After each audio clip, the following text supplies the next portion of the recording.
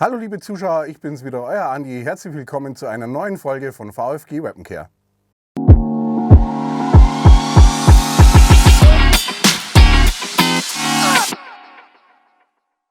Ja, liebe Zuschauer, eingangs erzähle ich euch ja eigentlich immer, was hier vor mir auf dem Tisch liegt. Ich würde es ganz gerne mal umdrehen. Sicherheitscheck ist gemacht, Waffe ist entladen, Sicherheit ist hergestellt. Hier haben wir im ersten Anschein nach eine BBF, eine Bockbüchsflinte. Oben Schrot, Kaliber 1276, unten der Büchsenlauf 8x57 IS, Kipplaufwaffe, Handspanner, 2 Abzüge, vorne die Büchse, hinten der Schrotlauf und das Ganze ist aus dem Hause Inogan und nennt sich Hybrid. Bis jetzt nichts Besonderes. Aber jetzt sollte dem einen oder anderen komisch werden. So, liebe Zuschauer, was haben wir denn jetzt hier wirklich? Ein wirklich abgefahrenes Gerät, bewegt sich zu 100% im jagdlichen Bereich, hat mit Sport nichts zu tun, absolut nichts zu tun. Es ist tatsächlich aufgebaut wie eine Bockbüchsflinte, ist aber ein integrierter Vorderschaft-Repetierer. Wie der Name Hybrid sagt, unglaubliche Technik. Das Ganze wurde entwickelt und gebaut von Christian Scherpf, Inhaber der Firma Inogan. Und zu der Waffe erzähle ich euch jetzt Genaueres. Die Waffe im Detail. Zum einen 3-Schuss-Einsteckmagazin, gibt es wohl auch ein 5-Schuss-Einsteckmagazin. Hier hinten der Verschluss, um die Waffe zu öffnen.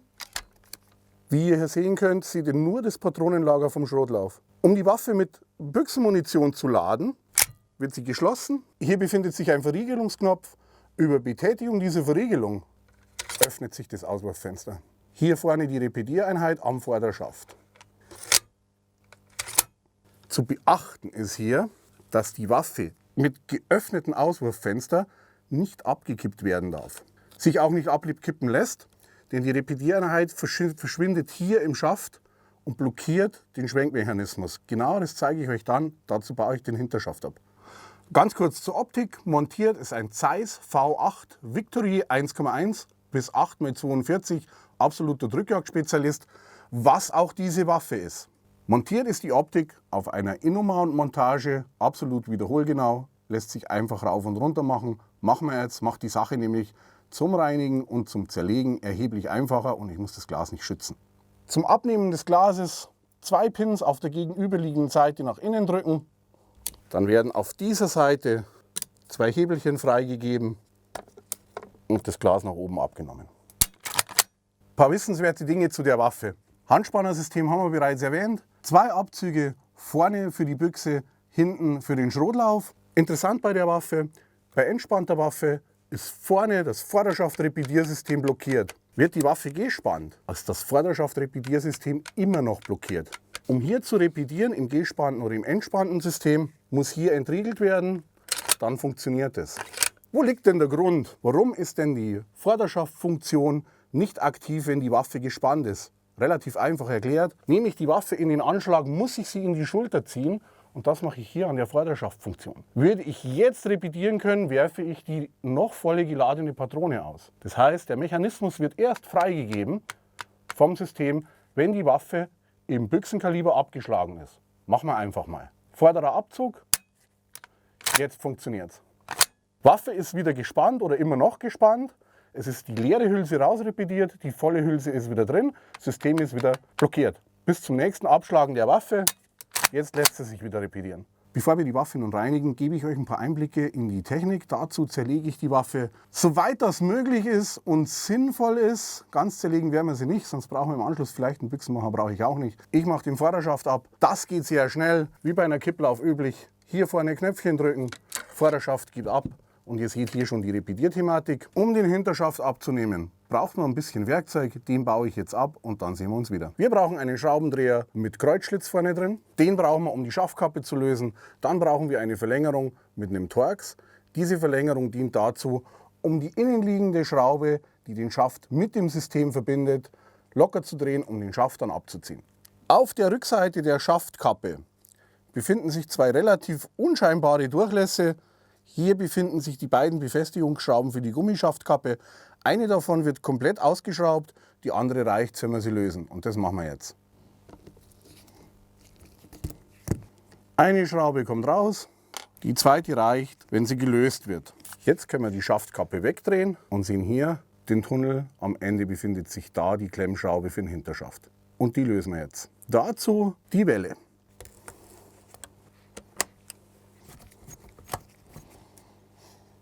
Wenn die Schraube komplett gelöst ist, lässt sich der komplette Hinterschaft vom System abziehen. Hier sieht man sehr schön, wie sich die Technik verbirgt, wo sich die Technik verbirgt und wie das Ganze aufgebaut ist. Unten die Spannfedern des Systems für den Büchsenlauf, oben die Spannfedern für den Schrotlauf. Jetzt wird auch klar, warum sich die Waffe im geöffneten Büchsenverschluss nicht kippen lässt. Wie ich eingangs sagte, das System schiebt sich hier hinten in den Kolbenhals der Waffe. Hier ist der Drehpunkt und hier wird sie abkippen. Und somit würden wir in den Block kippen und das ganze System verbiegen. Um die Waffe schussbereit zu machen, wird hier der Spannschieber betätigt. Man sieht, wie sich beide Systeme gleichzeitig spannen. Wird der vordere Abzug jetzt ausgelöst, betätigen wir das Schloss der Büchse. Das sind die unteren beiden Federn. Hinterer Abzug für den Flintenlauf, die oberen beiden Federn. Jetzt gibt die Mechanik das Repetiersystem frei, spannt die unteren beiden Federn und die Waffe ist in der Büchse wieder schussbereit. Die Flinte spannt sich durch Abkippen wieder nach. Hier passiert nichts. Es lässt sich die Waffe im gespannten Zustand auch nicht öffnen. Um die Waffe abkippen zu können, um den Schrotschuss nachzuladen, muss entspannt werden, Büchsensystem muss geschlossen sein, dann wird freigegeben und ich komme auch hier ans System wieder ran. Unglaublich spannende Technik, relativ wenig, was wir hier reinigen, pflegen und warten müssen. Alles, was weitergeht, um die Waffe zu zerlegen, müsste hier die Schraubverbindung gelöst werden. Das ist aber wirklich Sache für den Büchsenmacher. Bitte Finger weg. Das war ein kurzer Ausflug in die Technik, sehr spannende Sache. Um euch aber zu zeigen, wie ihr am sinnvollsten die Waffe reinigt, setze ich sie wieder zusammen. Wenn ich das gemacht habe, sehen wir uns wieder. Bis gleich. Um die Waffe zu reinigen, verwende ich folgende Komponenten. Zum einen das Firearm Pocket Set. Macht hier wirklich Sinn, weil ich hier ein absolut geschlossenes System habe. Ich kann hier, ohne die Waffe im Detail zu zerlegen, den Lauf gar nicht reinigen mit dem Putzstock. Ich komme hier nicht dran, ist nicht möglich. Für den Büchsenlauf Komfortreiniger Kaliber 8 mm, Intensivreiniger Kaliber 8 mm. Für den Flintenlauf Komfortreiniger im Kaliber 12, Intensivreiniger im Kaliber 12, Komfortreiniger im Kaliber 9 mm fürs Patronenlager. Eine flexible Welle, die dient dazu, um das Patronenlager des Büchsensystems reinigen zu können, und einen Spiegel. Des Weiteren einen Kaltempfetter, um Restöle zu lösen, Waffenöl und wie immer gern genommen Druckluftspray. Okay, ich beginne mit dem Schrotlauf. Dazu wird die Waffe entspannt, die Waffe wird geöffnet und ich lege sie seitlich auf den Tisch. So komme ich hier am leichteren ran. Jetzt ist der Zugang für das Schrotsystem frei. Ich schnappe mir mein Firearm Pocket Set und ziehe hier mal einen Filz Komfortreiniger auf, den ich vorher Öl tränke, zeige ich euch aber. Komfortreiniger im Kaliber 12 aufziehen. Es ist hier beim ersten Mal Durchziehen des Filzes sinnvoll, die Sicherungsmutter vorne aufzudrehen. Sind nämlich viele Ablagerungen drin. Kann es sein, dass ich den Filz hier aus diesem Gewinde ziehe und dann steckt er im Lauf, ist uncharmant, geht zwar relativ einfach mit dem Putzstock wieder raus, muss aber nicht unbedingt sein. Darum die Rändelmutter hier drauf und dann passiert das nicht. Den Filz relativ großzügig mit Öl tränken. Es muss nicht übertrieben sein, aber ein bisschen was darf schon drauf sein. Wir wollen ja auch lösen hier. Und in Schussrichtung vom Patronenlager zur Mündung das Zugsystem einziehen. Ganz nach Herstellerangaben lasse ich das Öl jetzt wirken, um die Ablagerungen, die sich im Lauf befinden, schon mal anzulösen und mache dann mit den Intensivreinigern weiter. Einwirkzeit des Öls ist rum, ich mache nun mit den Intensivreinigern weiter. 2 Stück auf dem Adapter aufschrauben. Erster wird geschraubt, zweiter wird gesteckt und das Ganze hier über diese kleine Rändelmutter wieder sichern, damit wir hier nichts verlieren. Warum 2 Intensivreiniger? Intensivreiniger mit dem Messinggewebe wirken wie eine Bürste. Ich habe jetzt hier mit den 2 Stück auch eine größere Oberfläche. Ihr könnt natürlich auch nur einen Intensivreiniger drauf machen, müsst ihr dann doppelt so oft ziehen.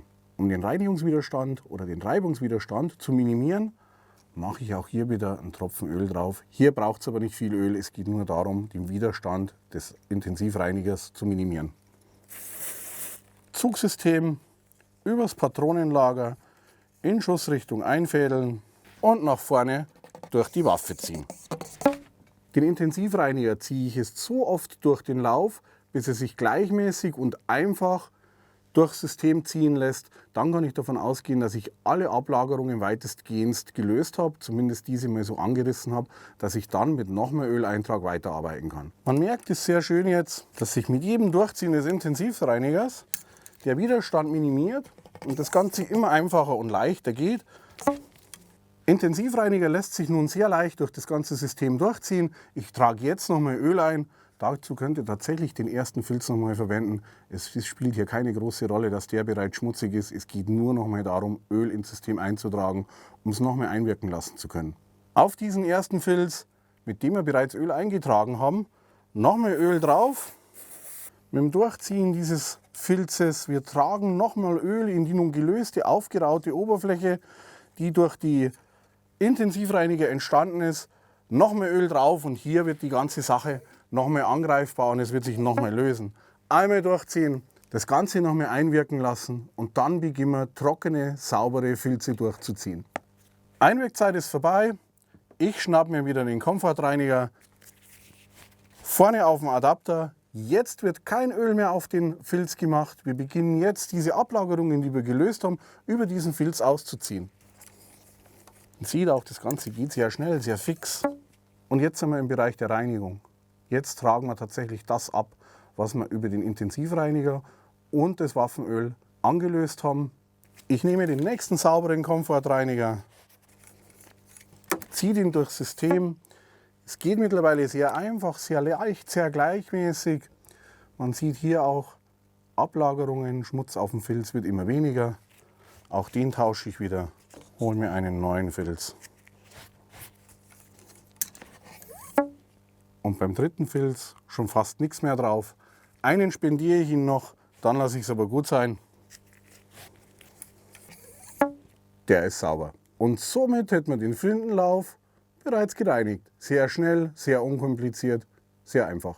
Ihr seht hier zur intensiven Reinigung einer Flinte braucht es wirklich nicht viel.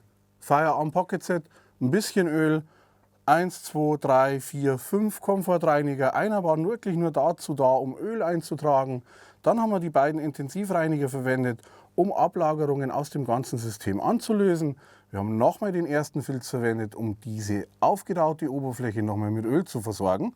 Und mit 1, 2, 3, 4 weiteren Komfortreinigern haben wir alles, was wir gelöst haben, rausgetragen. Der Lauf ist picobello sauber. Okay, dann kommen wir zur Büchse. Um dieses System reinigen zu können, respektive an den Büchsenlauf zu gelangen, müssen wir die Waffe schließen und das System wieder öffnen. Machen wir jetzt. Absolut geschlossenes System. Hier haben wir gar keine Chance, mit dem Putzstock ranzukommen, außer wir würden es zerlegen. Aber nochmal, das sollte vielleicht die Aufgabe des Büchsenmachers sein. Ich persönlich mache es nicht. Ich würde mir sagen, Finger weg. Also nehmen wir hier wieder das Firearm Pocket Set. Ich zeige euch auch hier die Vorteile vom Spiegel, wie ihr mit einem Spiegel und ein bisschen Licht das Patronenlager und den Lauf kontrollieren könnt. Geht ganz einfach, seht ihr gleich. Ich lege die Waffe mit dem Auswurffenster nach oben auf die Unterlage, hole mir mein Firearm Pocket Set, wie gehabt, einen Komfortreiniger im Kaliber 8 mm. Wir haben hier ja die 8x57 IS, Waffenöl in Schussrichtung vom Patronenlager in Richtung Mündung, Öl eintragen und dann lassen wir den Reiniger nach Herstellervorgabe einfach mal wirken. Hier sind es 5 bis 7 Minuten. Wenn das geschehen ist, sehen wir uns wieder. Um den Zustand von Lauf- und Patronenlager zu inspizieren, bietet sich hier dieser Spiegel an. Ihr braucht dazu noch eine Lichtquelle, die ihr von vorne in den Lauf strahlt. Hier reicht eine Taschenlampe oder die Lampe eines Handys. Wie das Ganze aussieht und funktioniert, seht ihr hier. Einwirkzeit vom Öl ist jetzt vorbei. Ich beginne mit den Intensivreinigern weiterzuarbeiten. Dazu nehme ich 2 Stück im Kaliber 8 mm. Ein Filz wird aufgeschraubt, der zweite wird gesteckt. Ich nehme hier wieder 2 Filze, einfach um die Oberfläche zu vergrößern und mehr Bürstenwirkung zu haben. Damit mir der Filz nicht abgeht, verwende ich hier die Rändelmutter, die wird vorne aufgeschraubt und mit Öl besprüht. Das wieder, um den Zugwiderstand zu minimieren. Das Ganze vom Patronenlager in Schussrichtung einfädeln und nach vorne rausziehen. Das wird so lange wiederholt, bis sich die Intensivreiniger leicht, geschmeidig und vor allem gleichmäßig durch den Lauf ziehen lassen. Die Reiniger lassen sich nun sauber und geschmeidig durchziehen. Ich beginne jetzt nochmal Öl einzutragen. Hier geht wieder der erste Filz. Wir wollen wieder hier auf die angeraute Oberfläche Öl draufbringen, um es hier nochmal arbeiten zu lassen. Wieder Öl drauf und vom Patronenlager in Schussrichtung den Filz einmal durchziehen und dann das Öl nochmal ein paar Minuten arbeiten lassen. Einwirkzeit ist rum. Ich beginne jetzt mit den Komfortreinigern, und zwar frische, saubere, trockene Komfortreiniger vom Patronenlager zur Mündung durchzuziehen und diese Ablagerungen, die wir jetzt angeraut und gelöst haben, nach vorne rauszutragen. Wichtig ist jetzt, dass immer neue Filze verwendet werden, um nicht den Schmutz, den ich mit dem einen Filz nach vorne raustrage, mit dem gleichen Filz hinten wieder in die Waffe zu ziehen. Okay, Komfortreiniger, auch dieser lässt sich jetzt sauber und einfach und gleichmäßig durchs System ziehen. Es ist auch hier so gut wie keine Ablagerungen mehr am Filz vorhanden. Was haben wir gebraucht? Einen Filz, um Öl einzutragen, 2 Intensivreiniger, um die ganze Sache aufzurauen, nochmal den ersten Filz, um nochmal Öl einzutragen und zum Abtransport, zum Raustragen der Ablagerungen 1, 2, 3, 4, 5 Komfortreiniger. Sehr schnelle, sehr einfache Sache. Büchsenlauf ist sauber. Wir kümmern uns jetzt noch ums Patronenlager. Das hat nochmal eine kleine spezielle Anwendung hier, weil sehr geschlossenes System, ich nicht rankomme. Wie das funktioniert, zeige ich euch gleich. Um das Patronenlager zu reinigen, an das ich ja wirklich nicht sehr einfach rankomme, habe ich mir was organisiert. Es ist eine flexible Welle. Am Ende des Tages ist es nichts anderes wie eine Feder, die hier mit einer Gummierung gemantelt ist und ein T-Griff hinten dran. Wichtig hier ist ein Gewinde und auf dieses Gewinde passt ein VFG-Adapter. Adapter hier aufschrauben, Sicherungsmutter ab. Und jetzt kommt ein Filz drauf. Ich verwende jetzt hier bei einer 8x57, also bei einem 8 mm Kaliber, einen 9 mm Komfortreiniger. Der passt ziemlich gut, um das Patronenlager mit Öl zu versorgen, mit einer dünnen Ölschicht zu versorgen und hier einen guten, sehr guten Korrosionsschutz zu erzielen. 2 Filze aufschrauben, der erste wird geschraubt, der zweite wird gesteckt. Bitte verwendet hier 2 Filze. Ansonsten besteht die Gefahr, dass ihr hier vorne mit der Spitze, mit diesem metrischen Gewinde, das Patronenlager verkratzt und das ist nicht unbedingt eine glückliche Angelegenheit. Darum 2. Filz drauf, dann ist das Gewinde abgedeckt und mit der Rändelmutter sichern, dann fällt auch nichts runter. So sieht das Ganze aus. Ihr müsst immer noch vorsichtig sein hier beim Einführen dieser Welle, nicht am Patronenlager entlang zu schruppen. Wie es genau funktioniert, zeige ich euch jetzt. Jetzt ein Tropfen Öl drauf, es muss wirklich nicht viel sein, es geht nur um eine Konservierung. Zu viel Öl im Patronenlager ist kontraproduktiv, also hier gilt auch wieder der Grundsatz, weniger ist hier mehr. Wichtig ist, dass ihr diese Welle jetzt nicht einfach von dieser Seite so einführt, dann kommt das Ganze viel zu steil, viel zu schräg und ihr werdet sicher am Patronenlager entlang schruppen. Damit ihr das verhindert, muss hier eine Biegung rein. Und das erreicht ihr über den Magazinschacht. Finger rein, Welle aufsetzen, gerade biegen und nach vorne ins Patronenlager einschieben. Drehen und vor bis zum Übergangskonus. Es kann jetzt hier nichts mehr passieren. Der Filz führt diese Welle wirklich gerade jetzt im Patronenlager. Welle rausziehen, selbes Spiel, Finger unten drunter, um hier wieder diese Biegung zu gewährleisten. Die Welle langsam vorsichtig rausziehen und dann verkratzt ihr nichts. Liebe Zuschauer, die Inogun Hybrid, kurzes Fazit. Ich führe sie selbst, das ist meine, zur Waffe, klasse Schwingungsverhalten, sehr interessante Technik, unglaublich flexibel einsetzbar, aber Umgang mit der Waffe muss man definitiv trainieren. Auch das Vorderschaft repetieren ist ein Thema, was man trainieren muss. Ansonsten durch ihr Gewicht, hervorragendes Rückstoßverhalten, klasse, geschmeidige Abzüge, sowohl auf der Büchse als auch auf der Flinte. Elegant zu spannendes System. Ich habe Spaß dran, mir gefällt's. Ich nutze für Drückjagden, seht ihr auch an dem V8 1,1 bis 8. Kann man sich angucken. So, liebe Zuschauer, das war's auch schon wieder für diese Folge. Mir hat Spaß gemacht. Wenn euch die Folge gefallen hat, Daumen hoch, teilen, die Glocke nicht vergessen. Ihr dürft natürlich auch den Kanal abonnieren. Bis dahin, bleibt sauber, euer Andi von VfG Weapon Care.